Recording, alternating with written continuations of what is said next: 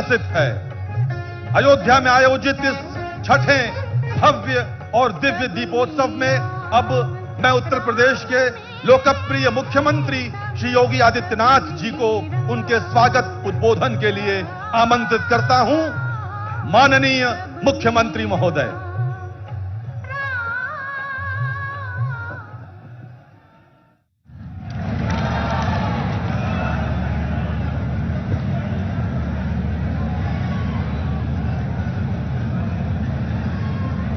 अवधपुरी प्रभु आवत जानी, भये सकल शोभा के खानी। दीपोत्सव के षष्ठम संस्करण में आज पूरी अयोध्यापुरी इसी उत्साह के साथ उत्साहित दिखाई दे रही है, जब देश के यशस्वी प्रधानमंत्री जी का मर्यादा पुरुषोत्तम भगवान श्री राम के इस पावन धाम पर आगमन का समाचार यहां के वासियों ने सुना, प्रदेशवासियों ने सुना है। और ये हम सब का सौभाग्य है कि कभी त्रेता युग में दीपावली का आयोजन अयोध्या वासियों ने मर्यादा पुरुषोत्तम भगवान श्री राम के 14 वर्ष के वनवास के उपरांत जिस उत्साह और उमंग के साथ आयोजित किया था और पूरे देश का एक महान पर्व दीपावली के रूप में वह प्रसिद्ध हुआ। आज आदरणीय प्रधानमंत्री जी के अयोध्या आगमन पर प्रभु श्री राम के अभी यहां पर अभिषेक के कार्यक्रम के साथ जुड़ने के इस आयोजन के साथ मैं अयोध्यापुरी की ओर से, उत्तर प्रदेश वासियों की ओर से आदरणीय प्रधानमंत्री जी का आज के इस आयोजन में हृदय से स्वागत करता हूं, अभिनंदन करता हूं।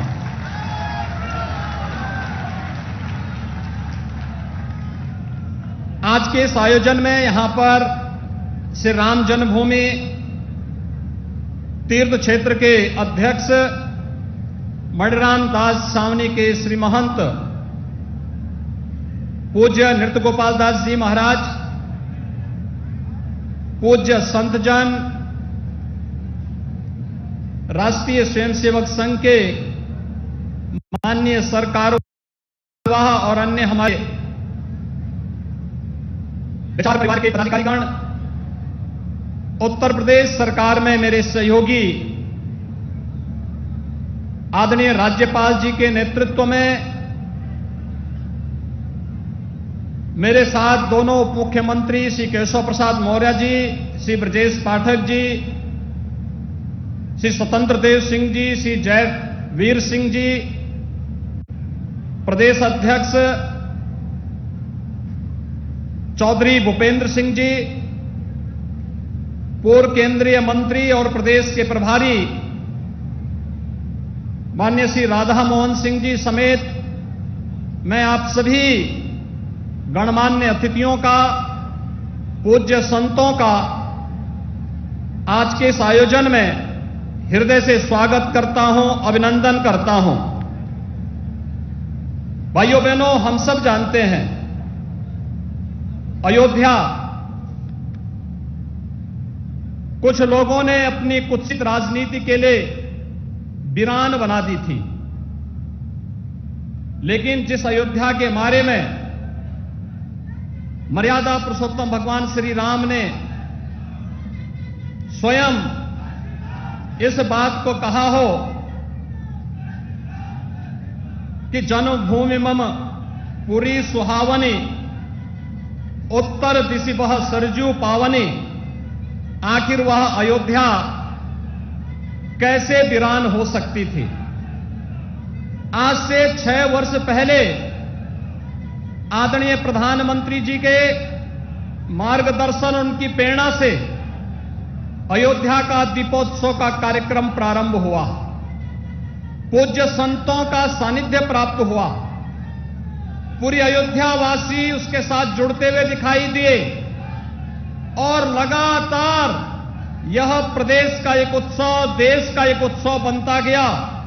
आज ये अपनी सफलता की एक नई ऊंचाई को छू रहा है, जब मर्यादा पुरुषोत्तम भगवान श्री राम के उन आदर्शों को अपने जीवन में उतारने वाले, उन आदर्शों के अनुरूप देश के अंदर राम राज्य की उस परिकल्पना को साकार करने वाले, जिन्होंने पिछले 8-8.5 वर्ष के दौरान देश के अंदर, जो हम राम राज्य की बात जब करते हैं तो संत तुलसीदास जी ने बहुत अच्छी व्याख्या उसकी की है कि दैविक भौतिक तापा, राम राज नहीं काहू व्यापा।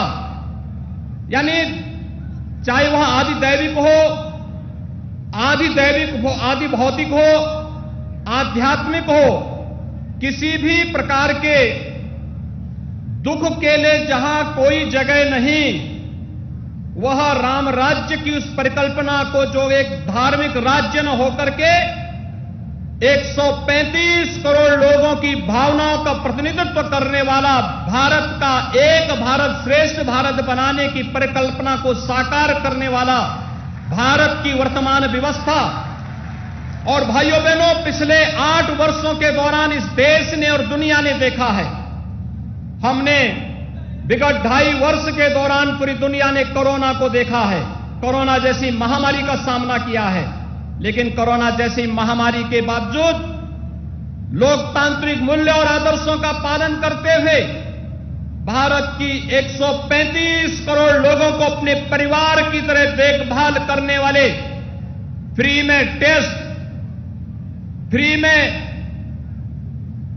वैक्सीन, फ्री में उपचार और 80 करोड़ गरीबों को फ्री में राशन देने की व्यवस्था आदरणीय प्रधानमंत्री जी ने लगातार 2.5 वर्ष से पूरे देशवासियों को कर रहे हैं। बिना भेदभाव के कर रहे हैं, बिना भेदभाव के।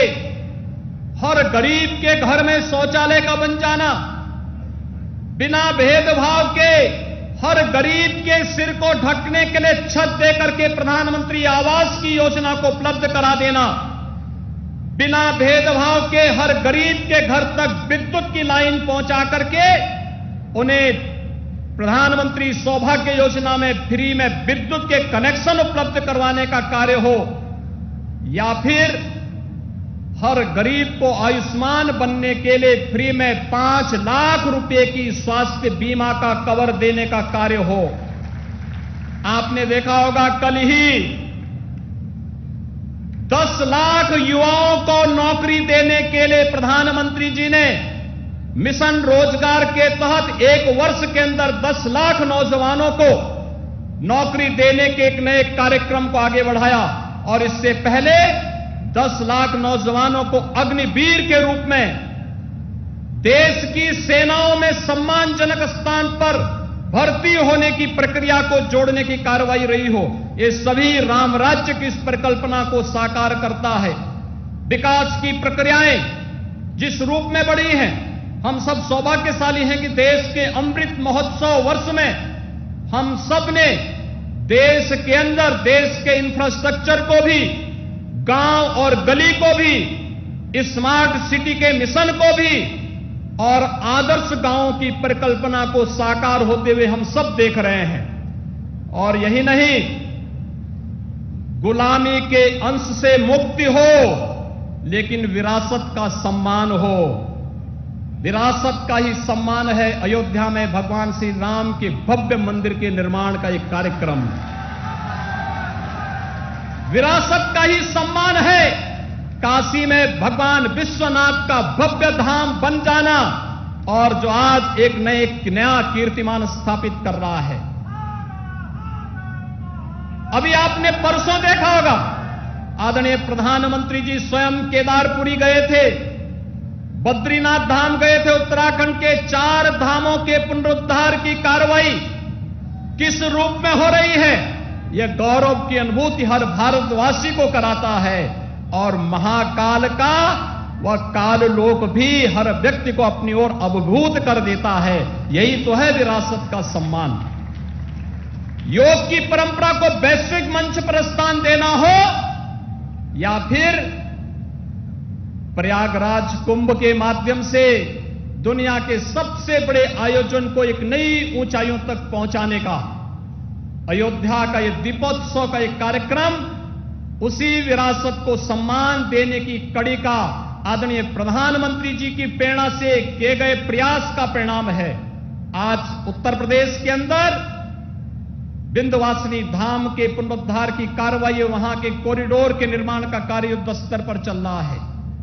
रामायण सर्किट का कार्य हो या कृष्णा सर्किट का कार्य, मथुरा वृंदावन के विकास को एक नया आयाम देने की कार्रवाई चल रही हो, या फिर बौद्ध परिपथ का कार्य हो, या फिर इस देश के शक्तिपीठों के पुनरुद्धार का कार्य, यह युद्ध स्तर पर देश के अंदर चल करके एक और गांव, गरीब, किसान, नौजवान, महिलाएं और समाज के प्रत्येक तबके को शासन की योजनाओं का लाभ देना, और उसी का परिणाम है कि आदरणीय प्रधानमंत्री जी जब देश के अंदर किसी भी कोने में जाते हैं, पूरब में हो या पश्चिम में, उत्तर में हो या दक्षिण में, पूरा भारत एक साथ एक स्वर से उनके नेतृत्व में बोलता हुआ दिखाई देता है, डोलता हुआ दिखाई देता है, चलता हुआ दिखाई देता है।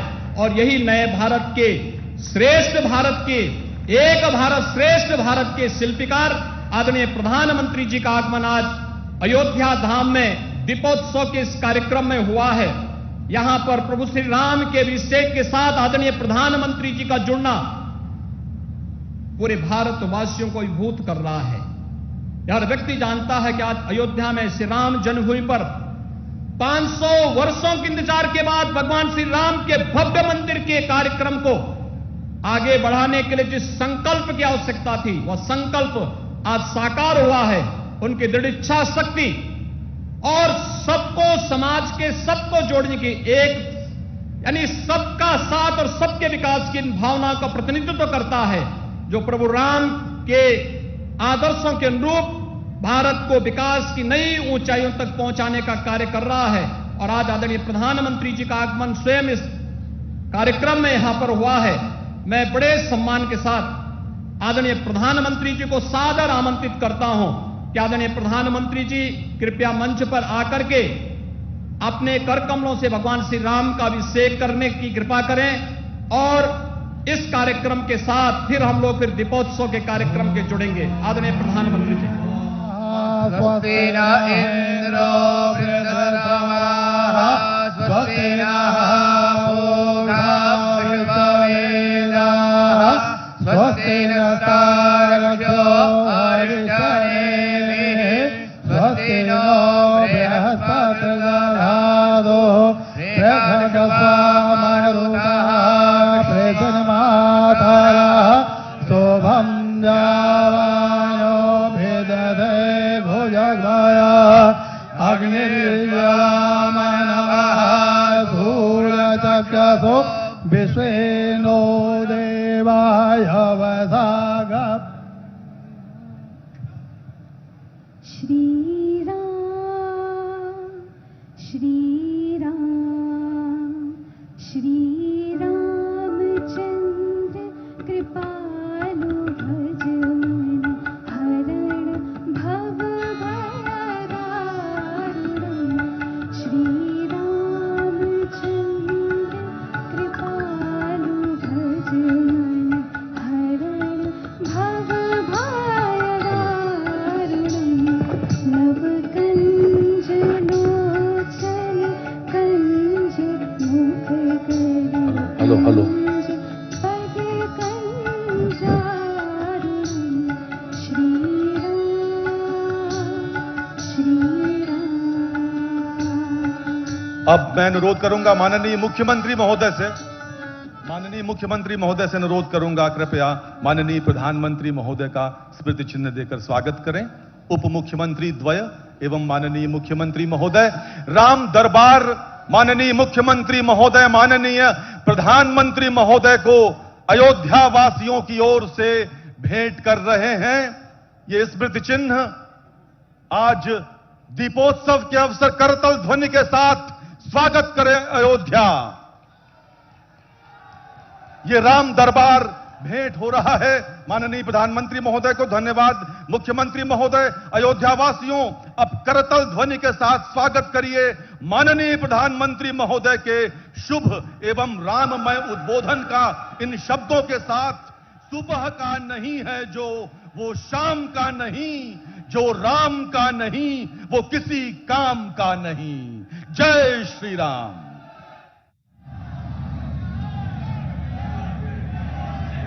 जय सिया राम। जय जय सिया राम। कार्यक्रम में उपस्थित उत्तर प्रदेश की राज्यपाल श्रीमती आनंदीबेन पटेल, यहां के लोकप्रिय कर्मयोगी मुख्यमंत्री योगी आदित्यनाथ जी, सभी पूज्य संतगण, उपस्थित अन्य सभी प्रबुद्धजन, श्रद्धालुगण, देवी और सज्जनों, श्री राम लला के दर्शन और उसके बाद राजा राम का अभिषेक, ये सौभाग्य राम जी की कृपा से ही मिलता है।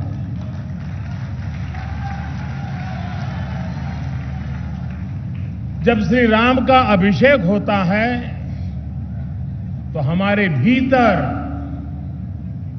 भगवान राम के आदर्श और मूल्य और दृढ़ हो जाते हैं।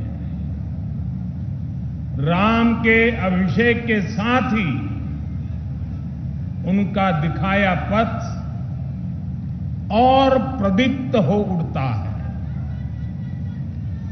अयोध्या की तो रज रज में,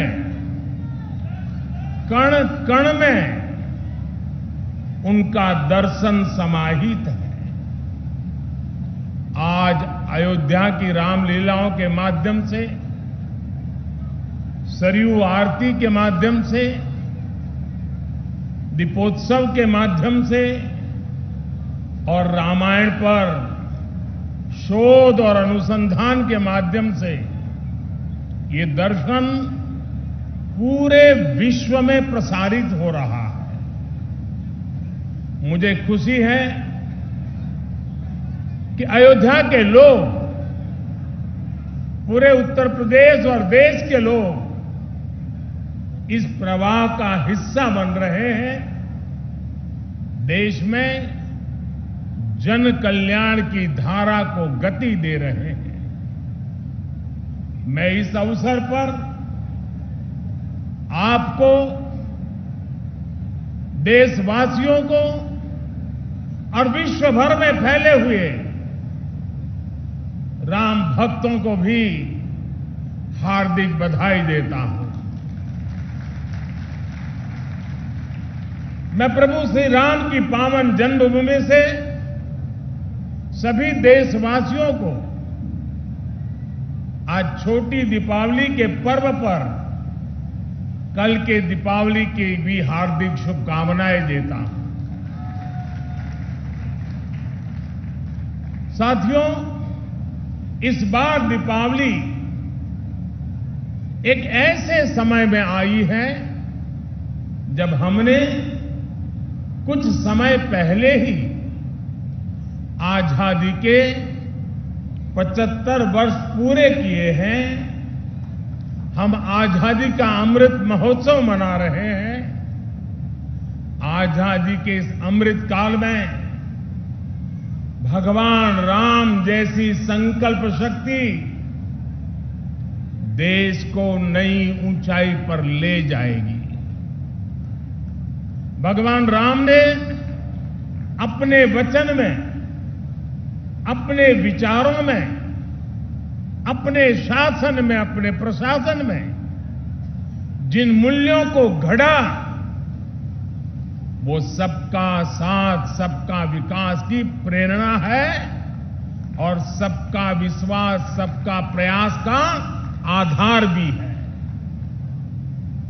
अगले 25 वर्षों में विकसित भारत की आकांक्षा लिए आगे बढ़ रहे हम हिंदुस्तानियों के लिए श्री राम के आदर्श उस प्रकाश स्तंभ की तरह हैं जो हमें कठिन से कठिन लक्ष्यों को हासिल करने का हौसला देंगे।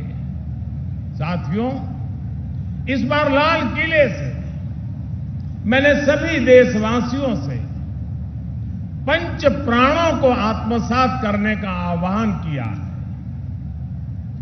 इन पंच प्राणों की ऊर्जा जिस एक तत्व से जुड़ी हुई है वो है भारत के नागरिकों का कर्तव्य।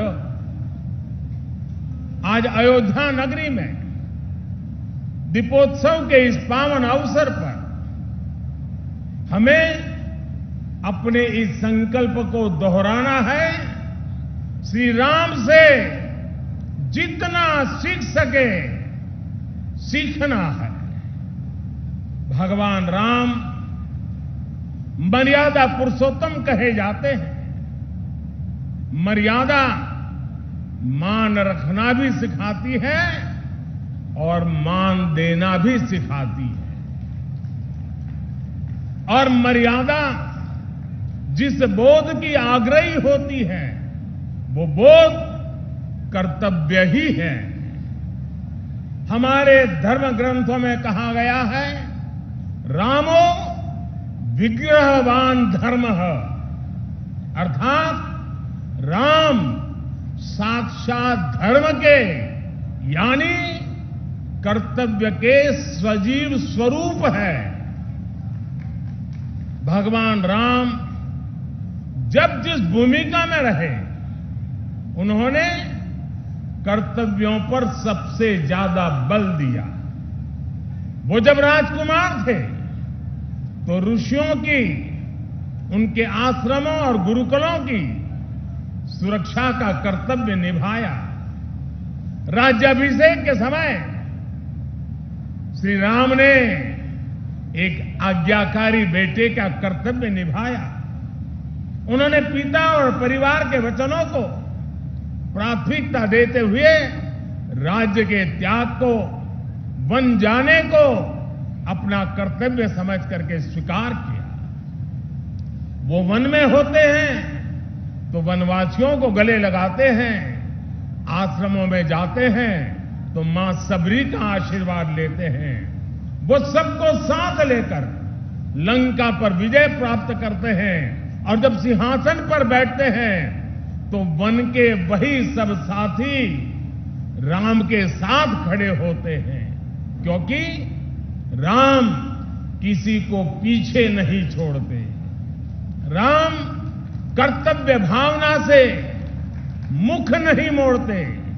इसलिए राम भारत की उस भावना के प्रतीक है जो मानती है कि हमारे अधिकार हमारे कर्तव्यों से स्वयं सिद्ध हो जाते हैं। इसलिए हमें कर्तव्यों के प्रति समर्पित होने की जरूरत है। और संयोग देखिए, हमारे संविधान की जिस मूल प्रति पर भगवान राम, मां सीता और लक्ष्मण जी का चित्र अंकित है, संविधान का वो पृष्ठ भी मौलिक अधिकारों की बात करता है। यानी एक और हमारे संविधान अधिकारों की गारंटी, तो साथ ही प्रभु राम के रूप में कर्तव्यों का शाश्वत सांस्कृतिक बोध। इसलिए हम जितना कर्तव्यों के संकल्प को मजबूत करेंगे, राम जैसे राज्य की संकल्पना उतनी ही साकार होती जाएगी। साथियों, आजादी के अमृत काल में देश ने अपनी विरासत पर गर्व और गुलामी की मानसिकता से मुक्ति का आह्वान किया है। ये प्रेरणा भी हमें प्रभु राम से मिलती है। उन्होंने कहा था, जननी जन्मभूमिश्च स्वर्गादपि गरीयसी, यानी वो स्वर्णमयी लंका के सामने भी हीन भावना में नहीं आए, बल्कि उन्होंने कहा कि मां और मातृभूमि स्वर्ग से भी बढ़कर के है। इसी आत्मविश्वास के साथ जब वो अयोध्या में लौटकर आते हैं, तब अयोध्या के बारे में कहा जाता है, नवग्रह निखर अनिक बनाई, जनु धे अमरावती आई, यानी अयोध्या की तुलना स्वर्ग से की गई है। इसलिए भाइयों और बहनों, जब राष्ट्र निर्माण का संकल्प होता है, नागरिकों में देश के लिए सेवा भाव होता है, तो भी और तभी राष्ट्र विकास की असीम ऊंचाइयों को छूता है। एक समय था जब राम के बारे में, हमारी संस्कृति और सभ्यता के बारे में बात करने तक से बचा जाता था। इसी देश में राम के अस्तित्व पर प्रश्न चिन्ह लगाए जाते थे। उसका परिणाम क्या हुआ? हमारे धार्मिक सांस्कृतिक स्थान और नगर पीछे छूटते चले गए। हम यही अयोध्या के रामघाट पर आते थे तो दुर्दशा देखकर मन दुखी हो जाता था। काशी की तंगहाली, वो गंदगी और वो गलियां परेशान कर देती थी। जिन स्थानों को हम अपनी पहचान का, अपने अस्तित्व का प्रतीक मानते थे, जब वही बदहाल थे तो देश के उत्थान का मनोबल अपने आप टूट जाता था। साथियों, बीते 8 वर्षों में देश ने हीन भावना की इन बेड़ियों को तोड़ा है। हमने भारत के तीर्थों के विकास की एक समग्र सोच को सामने रखा है। हमने राम मंदिर और काशी विश्वनाथ धाम से लेकर केदारनाथ और महाकाल महालोक तक घनघोर उपेक्षा के शिकार हमारी आस्था के स्थानों के गौरव को पुनर्जीवित किया है। एक समग्र प्रयास कैसे समग्र विकास का जरिया बन जाता है, आज देश इसका साक्षी है। आज अयोध्या के विकास के लिए हजारों करोड़ रुपए की नई योजनाएं शुरू की गई हैं। सड़कों का विकास हो रहा है, चौराहों और घाटों का सौंदर्यीकरण हो रहा है, नए इंफ्रास्ट्रक्चर बन रहे हैं, यानी अयोध्या का विकास नए आयाम छू रहा है। अयोध्या रेलवे स्टेशन के साथ साथ वर्ल्ड क्लास एयरपोर्ट का निर्माण भी किया जाएगा, यानी कनेक्टिविटी और अंतर्राष्ट्रीय पर्यटन का लाभ इस पूरे क्षेत्र को मिलेगा। अयोध्या के विकास के साथ साथ रामायण सर्किट के विकास पर भी काम चल रहा है, यानी अयोध्या से जो विकास अभियान शुरू हुआ उसका विस्तार आसपास के पूरे क्षेत्र में होगा। साथियों, इस सांस्कृतिक विकास के कई सामाजिक और अंतर्राष्ट्रीय आयाम भी हैं। श्रृंगवेरपुर धाम में निषाद राज पार्क का निर्माण किया जा रहा है। यहां भगवान राम और निषाद राज की 51 फीट ऊंची कांच से प्रतिमा बनाई जा रही है। ये प्रतिमा रामायण के उस सर्व समावेशी संदेश को भी जन जन तक पहुंचाएगी जो हमें समानता और समरसता के लिए संकल्पबद्ध करता है। इसी तरह अयोध्या में ट्विन होम मेमोरियल पार्क का निर्माण किया गया है। ये पार्क भारत और दक्षिण कोरिया अंतर्राष्ट्रीय संबंधों को प्रगाढ़ बनाने के लिए दोनों देशों के सांस्कृतिक रिश्तों को मजबूत करने का एक माध्यम बनेगा। अब कल्पना कर सकते हैं इस विकास से, पर्यटन की इतनी संभावनाओं से युवाओं के लिए रोजगार के कितने अवसर पैदा होंगे। सरकार ने जो रामायण एक्सप्रेस ट्रेन चलाई है वो स्पिरिचुअल टूरिज्म की दिशा में एक बेहतरीन शुरुआत है। आज देश में 4 धाम प्रोजेक्ट हो, बुद्ध सर्किट हो या प्रसाद योजना के तहत चल रहे विकास कार्य हो, हमारा यह सांस्कृतिक उत्कर्ष नए भारत के समग्र उत्थान का श्री गणेश है। साथियों, आज अयोध्या नगरी से मेरा पूरे देश के लोगों के लिए एक प्रार्थना भी है, एक नम्र निवेदन भी है। अयोध्या भारत की महान सांस्कृतिक विरासत का प्रतिबिंब है। राम अयोध्या के राजकुमार थे, लेकिन आराध्य वो पूरे देश के हैं। उनकी प्रेरणा, उनकी तप तपस्या, उनका दिखाया मार्ग हर देशवासी के लिए है। भगवान राम के आदर्शों पर चलना हम सभी भारतीयों का कर्तव्य है। उनके आदर्शों को हमें निरंतर जीना है, जीवन में उतारना है और इस आदर्श पथ पर चलते हुए अयोध्या वासियों पर दोहरा दायित्व है। आपकी डबल रिस्पॉन्सिबिलिटी है मेरे अयोध्या के भाइयों बहनों। वो दिन दूर नहीं जब विश्व भर से यहां आने वालों की संख्या अनेक गुना बढ़ जाएगी। जहां कण कण में राम व्याप्त हो, वहां का जन जन कैसा हो, वहां के लोगों का मन कैसा हो, ये भी उतना ही अहम है। जैसे राम जी ने सबको अपनापन दिया, वैसे ही अयोध्या वासियों को यहां आने वाले प्रत्येक व्यक्ति का स्वागत अपनत्व से करना है।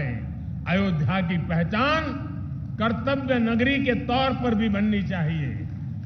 अयोध्या सबसे स्वच्छ नगरी हो, यहां के रास्ते चौड़े हो, सुंदरता अप्रतिम हो। इसके लिए योगी जी और उनकी सरकार दीर्घ दृष्टि के साथ अनेक प्रकल्पों को आगे बढ़ा रही है, प्रयास कर रही है। लेकिन इस प्रयास में अयोध्या के लोगों का साथ और बढ़ जाएगा तो अयोध्या जी की दिव्यता भी और निखर जाएगी। मैं चाहूंगा कि जब भी नागरिक मर्यादा की बात हो, नागरिक अनुशासन की बात हो, अयोध्या के लोगों का नाम सबसे आगे आए। मैं अयोध्या की पुण्य भूमि पर प्रभु श्री राम से यही कामना करता हूं कि देश के जन जन की कर्तव्य शक्ति से भारत का सामर्थ्य शिखर तक पहुंचे। नए भारत का हमारा स्वप्न मानवता के कल्याण का माध्यम बने। इसी कामना के साथ मैं अपनी बात समाप्त करता हूं। एक बार फिर सभी देशवासियों को दीपावली की बहुत बहुत बधाई देता हूं। आप सभी को बहुत बहुत धन्यवाद। बोलो सियावर रामचंद्र की, सियावर रामचंद्र की, सियावर रामचंद्र की। धन्यवाद जी। धन्यवाद माननीय प्रधानमंत्री महोदय, आपका बहुत बहुत धन्यवाद। दीपोत्सव के अवसर पर आप यहां पर पधारे और इसके पश्चात माननीय प्रधानमंत्री महोदय राम की पैड़ी की ओर प्रस्थान करेंगे। आप सभी अपने स्थान पर बैठे रहें, यहां कार्यक्रम अनवरत जारी रहेंगे। कृपया अपना स्थान आप सब न छोड़ें और राम की पैड़ी पर जो विशेष आयोजन है वो आपको यहीं लाइव टेलीकास्ट दिखाया जाएगा।